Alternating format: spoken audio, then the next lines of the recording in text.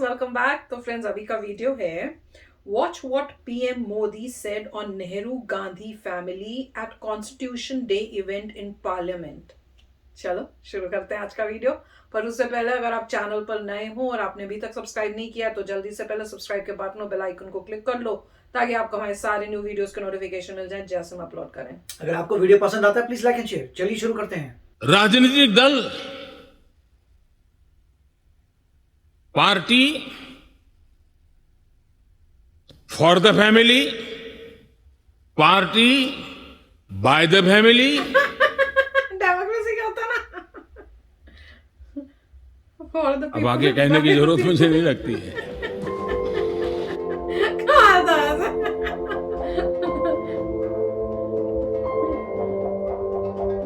अच्छे कर रहे हैं, दुनिया को पता तो चले।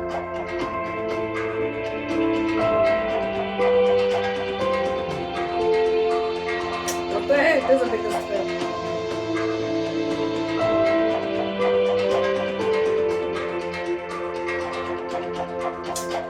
अभी तो सारे छोड़ के जा रहे हैं, कांग्रेस और बीजेपी ज्वाइन कर रहे हैं।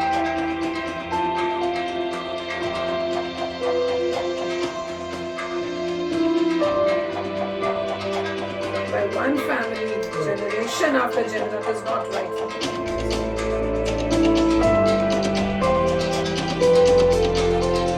People of the country are there with regards to the threat posed by the dynasty politics. Bharat एक संवैधानिक लोकतांत्रिक परंपरा है।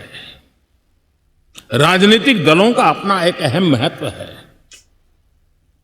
और राजनीतिक दल भी हमारी संविधान की भावनाओं को जन जन तक पहुंचाने का एक प्रमुख माध्यम है। लेकिन संविधान की भावना को भी चोट पहुंची है।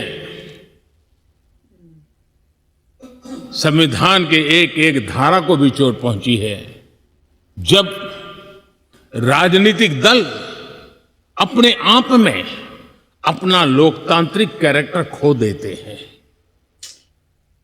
जो दल स्वयं लोकतांत्रिक कैरेक्टर खो चुके हो वो लोकतंत्र की रक्षा कैसे कर सकते हैं? सोचने की बात है।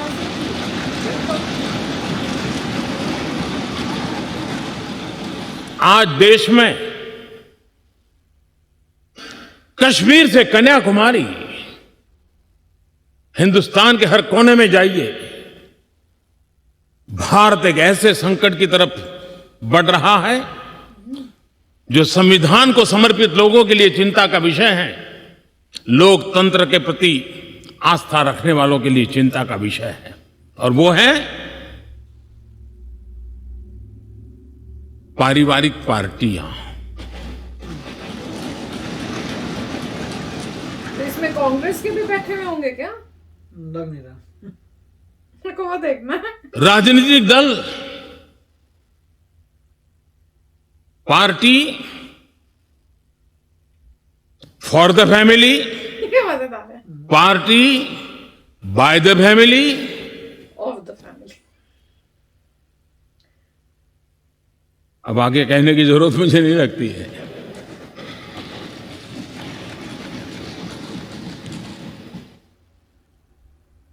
कश्मीर से कन्याकुमारी हरी राजनीतिक दलों की तरफ देखिए, ये लोकतंत्र की भावना के खिलाफ है।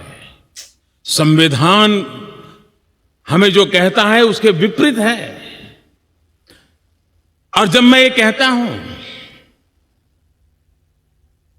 कि पारिवारिक पार्टियां, इसका मतलब मैं ये नहीं करता हूं कि एक परिवार में से एक से अधिक लोग राजनीति में ना आए।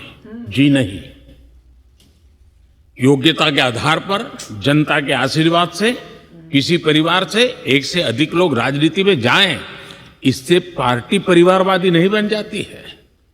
लेकिन जो पार्टी पीढ़ी दर पीढ़ी एक ही परिवार चलाता रहे, पार्टी की सारी व्यवस्था परिवारों के पास रहे, वो लोकतंत्र, स्वस्थ लोकतंत्र के लिए सबसे बड़ा संकट होता है।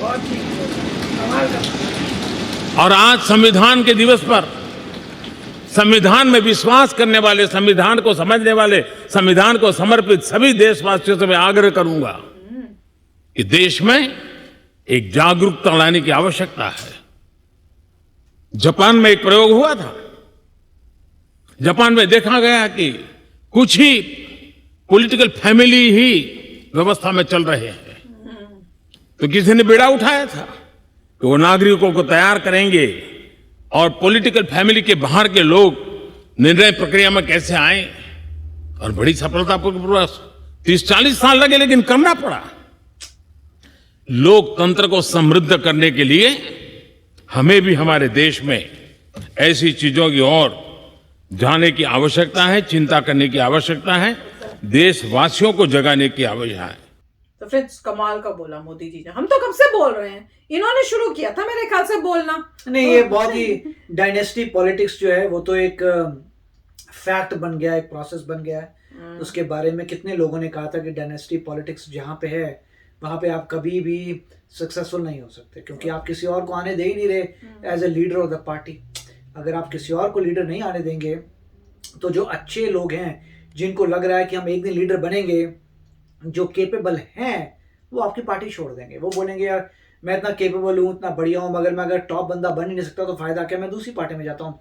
इसीलिए काफ़ी लोग जो है मेरे ख्याल से बीजेपी में आए होंगे या आएंगे, जिनको पता चलेगा कभी भी वो टॉप नहीं बन सकते। और टॉप के नीचे भी जो एक लेवल होगा वहां पर भी वही लोग होंगे जो बहुत ही क्लोज होंगे, जो जिनके बहुत ही मतलब आप जिनके मतलब रिलेशनशिप्स भी होंगे, कोई बहुत बनानी पड़ेगी, तो उन्हीं लोगों को रखेंगे वो।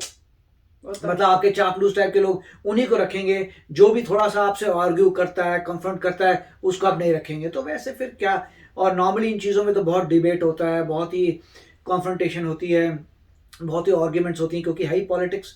तो मेरे ख्याल से जो लोग अच्छे हैं इस चीज़ में वो दूसरी पार्टियों में चले जाएंगे, अनलेस कि कांग्रेस पार्टी को चेंज करती है। वो करेगी नहीं, क्योंकि इतनी बार ये सिचुएशन ऐसी आई है, पर उन्होंने गोलमोल करके वापस कंट्रोल अपने पास ही ले लिया। स्पेशली अब जब उनके पास कोई बहुत पावरफुल कैंडिडेट नहीं है जो मोदी जी के अगेंस्ट खड़ा हो सके, तो इसलिए अब तो उनको और भी थोड़ा लगेगा कि अब कौन आएगा, मतलब कौन। तो मेरे ख्याल से काफ़ी सिचुएशन खराब है, मगर समय ही बताएगा और लोग ही डिसाइड करेंगे। इंपॉर्टेंट ये है लोगों की एजुकेशन की। जैसे अभी मोदी जी भी अपना मैसेज भेज रहे लोगों तक, लोगों पर ये एजुकेशन आनी चाहिए कि डायनेस्टी पॉलिटिक्स क्या होती है। उन्होंने क्लियर भी किया कि जनरेशन आफ्टर जनरेशन अगर एक ही फैमिली के पास सारा कंट्रोल है, वही हो रहा है, तो इंडिपेंडेंस टाइम से ही हो रहा है। ये तो सोचो, इंडिपेंडेंस हमें मिली, मैं तो अब ये सोच रही हूँ कि हमने ली इंडिपेंडेंस अंग्रेजों से, पर उसके बाद अगर एक ही फैमिली अब आती रही तो इंडिपेंडेंस हमें 60 साल के करीब जो है मोदी जी के आने से पहले 60 साल तक एक ही मतलब जनरेशन बाय जनरेशन हो रहा है। और ऐसा बन रहा है कि उस खानदान में जो भी पैदा हो गया तो फिर वही बनेगा। तो वो उसी को डायनेस्टी बोल रहे हैं कि डायनेस्टी तो है नहीं, ये तो डेमोक्रेसी है। और उसमें डेमोक्रेसी में ये होता ही नहीं है जो ये कर रहे हैं।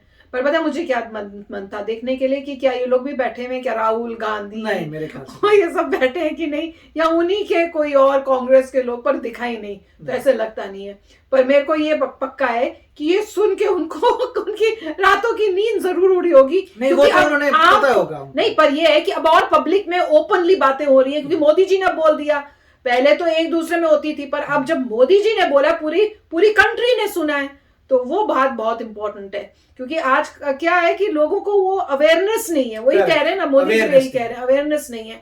तो इनके कहने से और ऐसे लोग कहें तो अवेयरनेस आएगी, लोगों को रियलाइज होगा कि वाकई बात तो यही है, इतने सालों से क्या चल रहा था, क्यों नहीं कोई और आया, क्यों एक प्राइम मिनिस्टर एक ही खानदान के लोग बनते रहे हैं। तो वही क्वेश्चन है। पर कमाल कर दिया मोदी जी ने कि इस बार उन्होंने बोल के लोगों को थोड़ा अवेयर कराया है, जब बोला जागो जागो, तो मजा आ गया। तो चलो फ्रेंड्स, चलते हैं, मिलेंगे नेक्स्ट वीडियो में बहुत ही जल्द। Till then take care and bye bye.